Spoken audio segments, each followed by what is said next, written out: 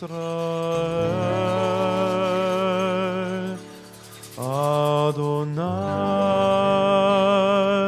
Eloheinu, Adonai Echad.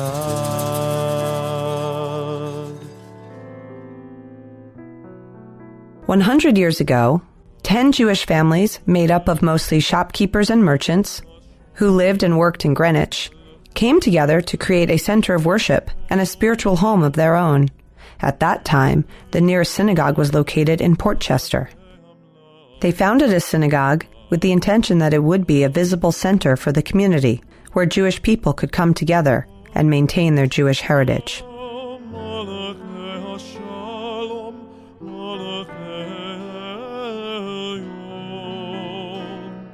The founders were Meyer Bennett, Samuel Bennett, Meyer Cohen, Jacob Dworkin, Harry Freelander, Nathan Kletz, Philip Marks, Joseph Miller, Sarah Tunick, and I.J. Weiss.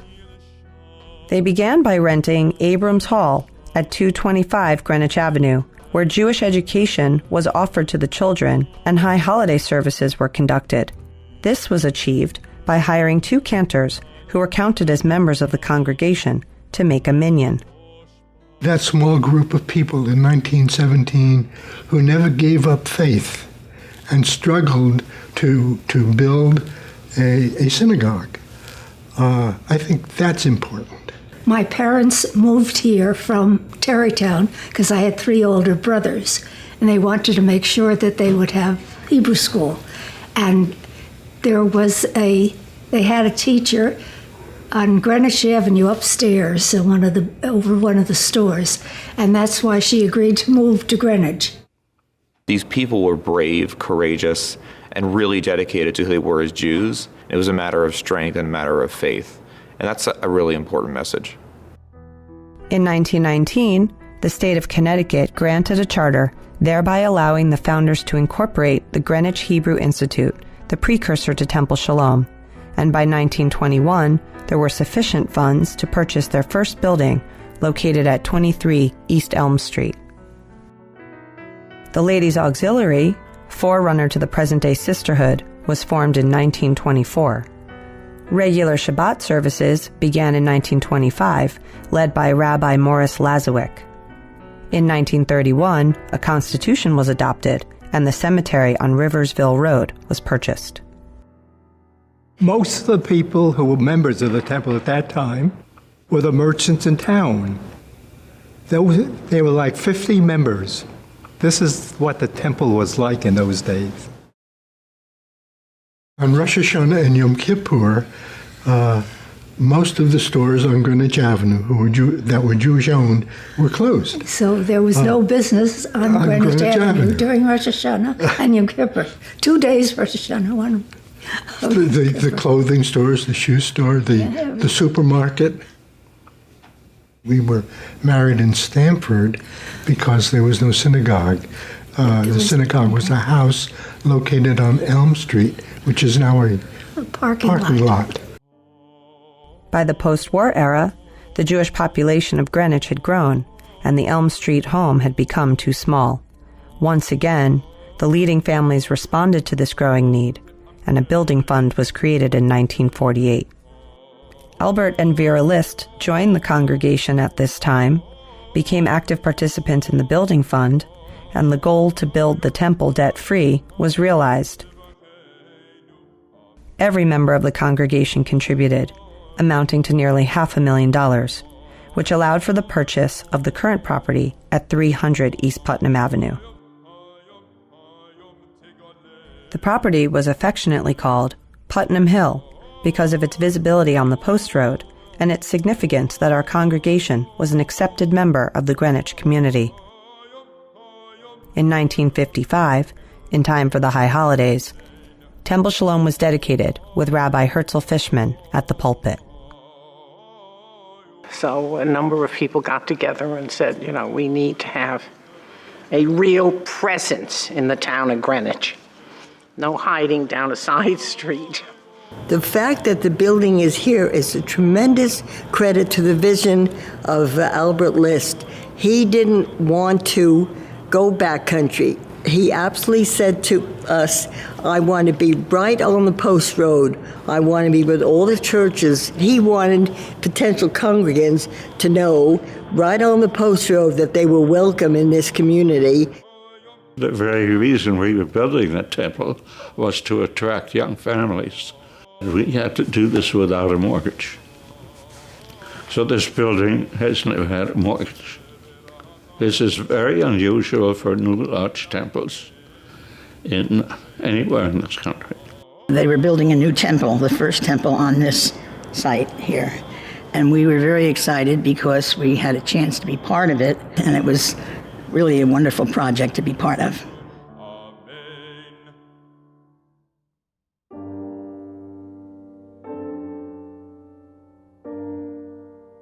So we went to a real estate agent, and the real estate agent told us that they don't have anything for us at this time. Come back. So I called him and asked him, what's the progress? And he said, that house is no longer available for you, and I really don't think I want to continue doing business with you. Meanwhile, she went ahead and called my boss at Cressler McCormick and Paget, and she said to him, this man came in, he has a Jewish name, he looks Jewish, and he wants to buy a house in Greenwich. We don't sell houses in Greenwich to Jewish people. Is he Jewish? So we had to live outside of Greenwich for a few years. You could not buy a house directly. You had to do it through some manipulative way to get it.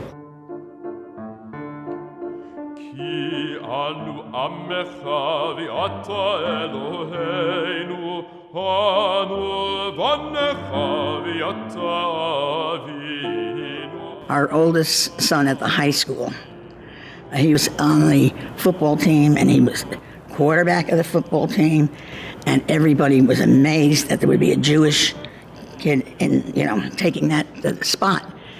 And we had times where the games were on Saturday of a holiday or whatever. Even had an assistant coach come up to us, to Bruce and I, and say, isn't there somebody you can talk to so he will be able to play? And also, all his good friends were calling him OJ at the time. I thought they were talking about O.J. Simpson. No, many years later, I learned it was only Jew. I did go to Greenwich High, just to go back, and that was quite a shock to move a few miles from what is now Rybrook to Greenwich. That was a huge shock, because people met me and said, "You're Jewish?" Many of them had never met anyone Jewish before. Greenwich in 1980 was not a terribly friendly place to be if you were a Jew. There was lots of persecution.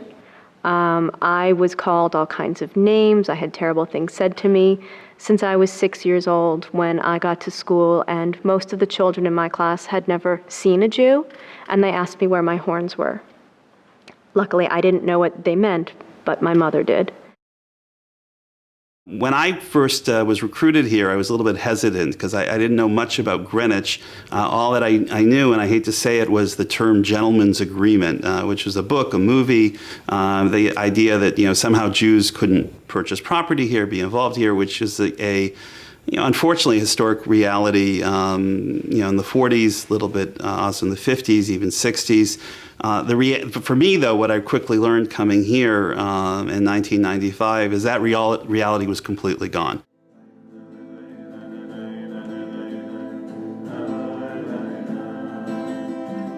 By the end of the 1950s, the congregation consisted of about 90 families.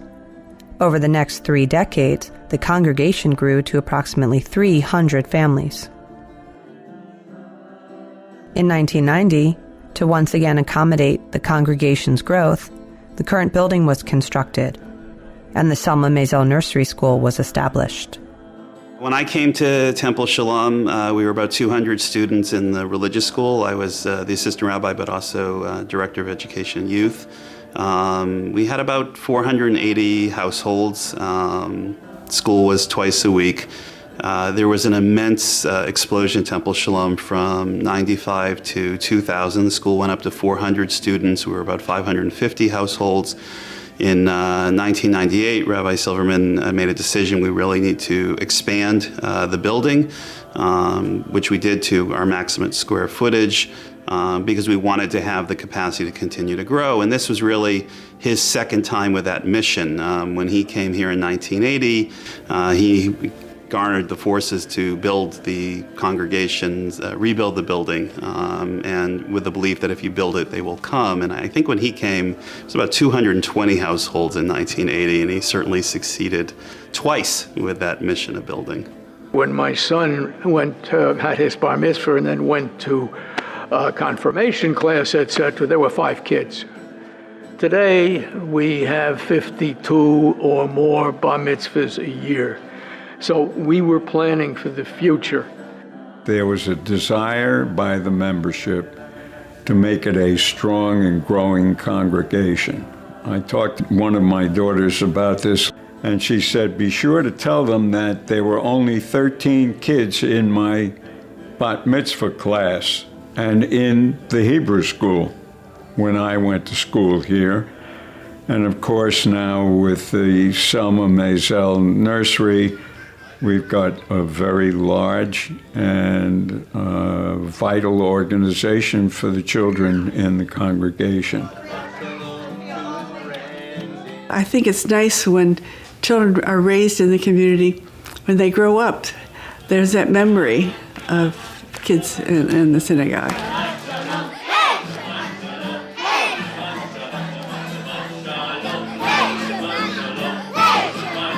I'm very thankful that there's a nursery school here, and people can come and bring their children to the nursery school. And it's considered a very good nursery school. We have a matrix. We're making sure all of our affinity groups are being covered in place. Nursery school, religious school, teen, we made the transition from USY to BBYO. We're now the largest region in our area with over 70 teens are active. New president of BBYO region is one of our Temple kids. The youth group grew so much that they actually divided into 2 subset youth groups. Each has their own boards, which gets more teens active. And then they, of course, do coordinated programming with each other as part of BBYO. People now feel welcome in the temple because it has that welcoming feeling. And to me, that's more important than anything else.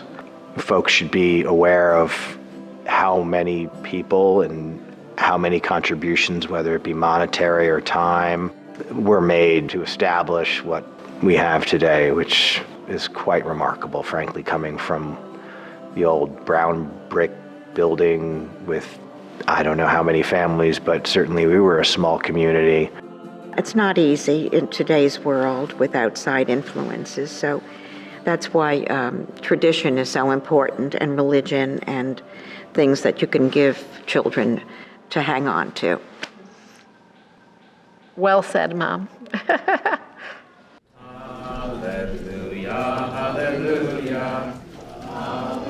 And the group that we feel comfortable in are this minority who show up for Minions. We have a wonderful group, maybe 12 to 15 people. It's very personal.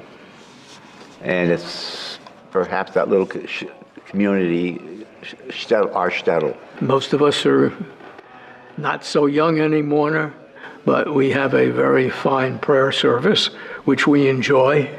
And then we have brunch. As a matter of fact, we've become infamous. We're known as the Minionaires. My parents have walked my son through my bar mitzvah catalog or photo album, if you will, in addition to my brothers, and said, you know, this is important learning, and you'll use it for your lifetime, and it's part of who we are. You know, you too will be at the pulpit, you know, reading a Haftorah and focus on the learning.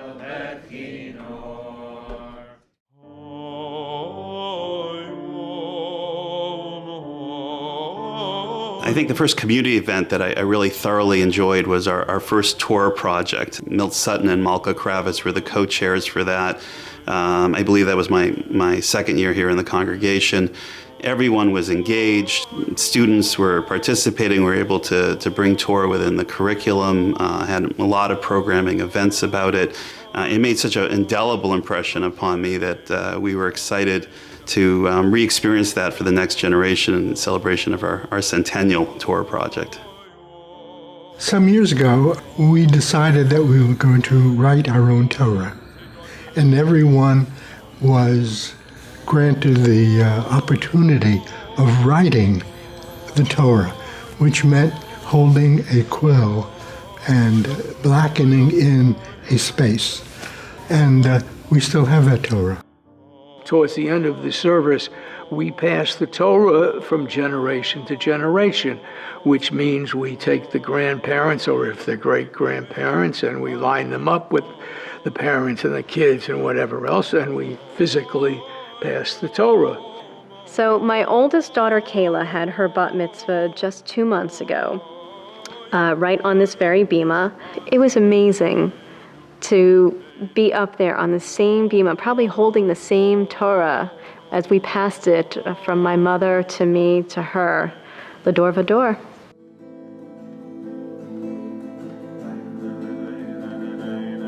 In 1938, the first Interfaith program was created. Reverend Daniel Bliss spoke at a Shabbat evening service, and shortly thereafter, an ecumenical Thanksgiving program began with the local Protestant churches.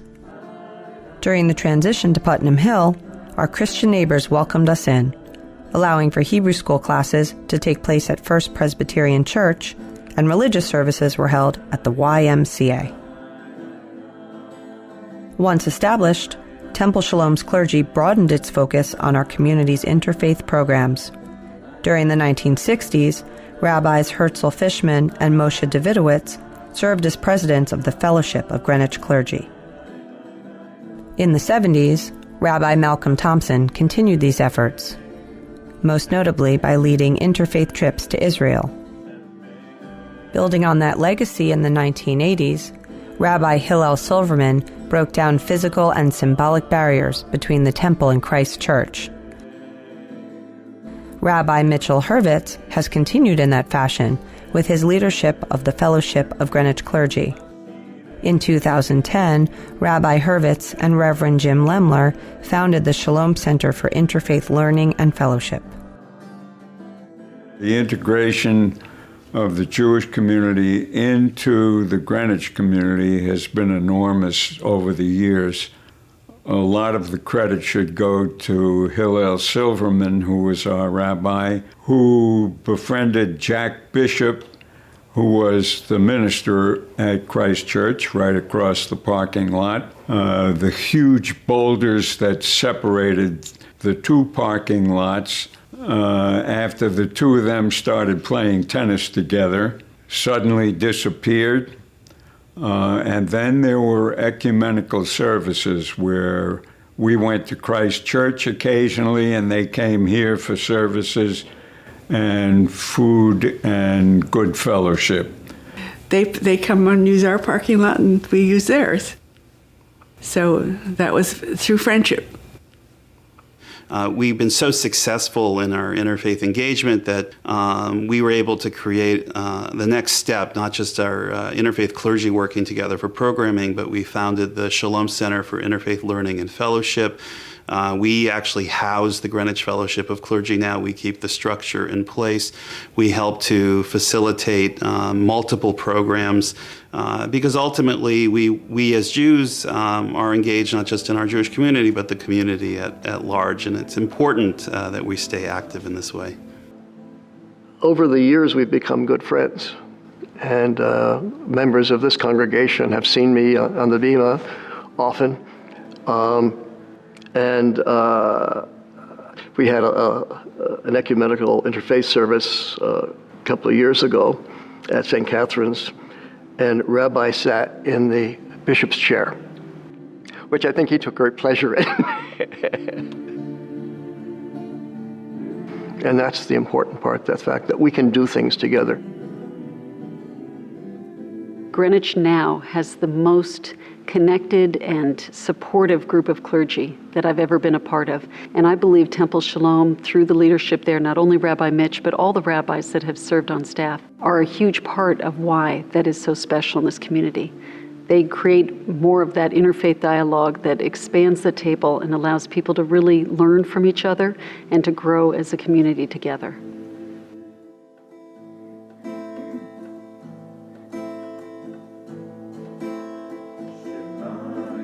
We're Jewish.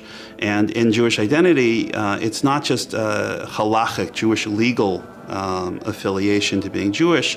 Again, it's intertwining our lives with Judaism, and that could be someone who's not Jewish, who's made a commitment to raising their children in the Jewish faith. And I think that Temple Sholom has been recognized for our leadership in really making people understand we're one congregational family. Families have members with different backgrounds, with different needs, with different wants. And we need to make sure to start in a position of loving each other and working with each other and cultivating our strengths. And if there is weaknesses, to make sure to address that in a proactive way, that we go from, as the Bible says, from strength to strength. And I think if people agree with me that bringing community together and having sort of a new way of praying together is my goal for the community and sort of like what I think of as my mission. What the medium doesn't really matter as long as the message is correct. And the traditional vein is that the cantor would sort of be like almost like a high artist doing sort of ornate interpretations of ancient Jewish music, and people really enjoyed that in a time gone by. And now people enjoy a very different type of musical experience where it's more about communal singing and sort of raising the ecstasy of prayer through joining in together. But whatever it is, I'm tasked with being the facilitator of that, which is a really nice responsibility that it's something that gives my life a lot of meaning. When we first joined the temple was ultra-conservative. What do I mean by that? Had no music Friday nights or Saturdays. Had lots of restrictions on what you could and couldn't do on Saturday, etc. As time went on, those things changed because times had changed.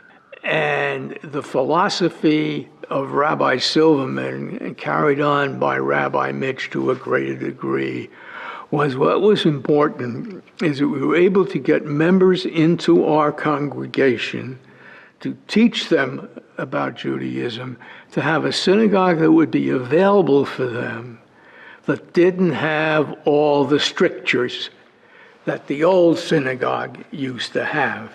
So we have been able to attract younger members. That's the future, is the kids and the young parents, not the grand and great-grandparents.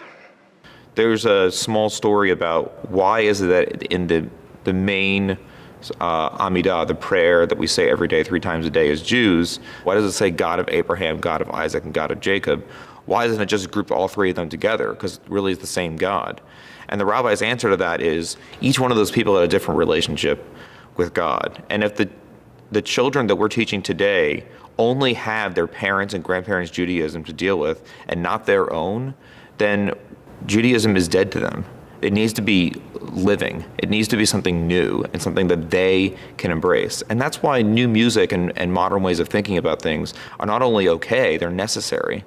Because this is the way that things get reinvented time after time, and that's what generation to generation really means.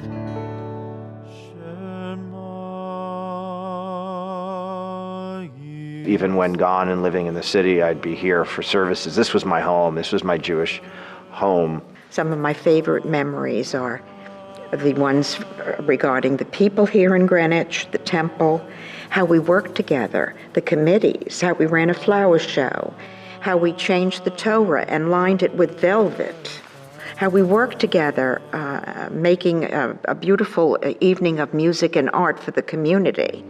Those are wonderful memories, and the temple has provided a life and a spirituality also. That is very important, and Judaism is very important. It's a strength, and that's strength I wanted my children to have.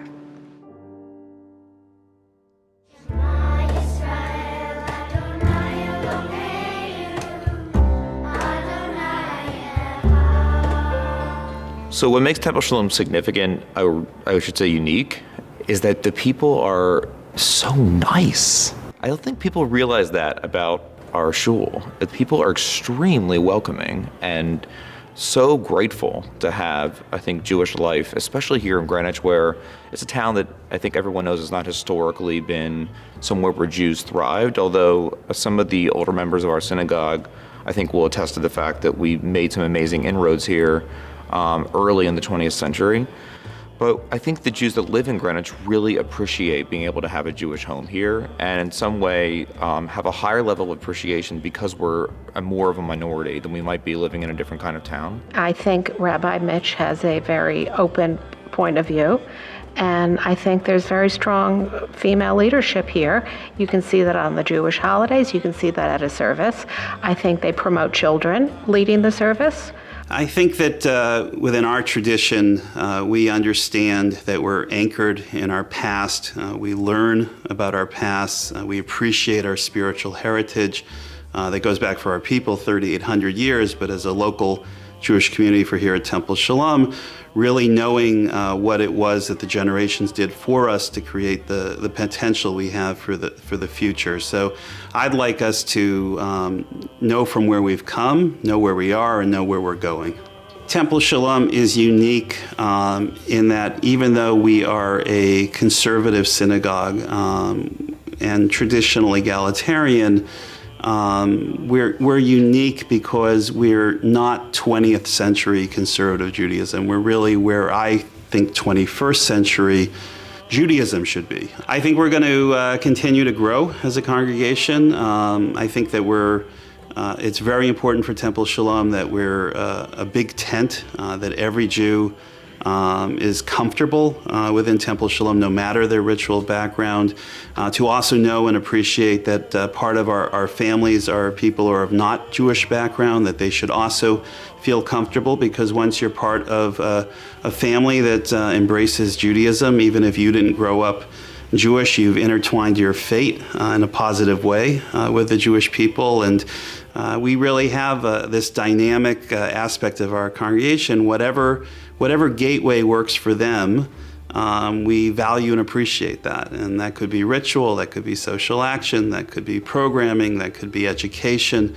Whatever it is that helps anchor people spiritually is really what we're trying to do here.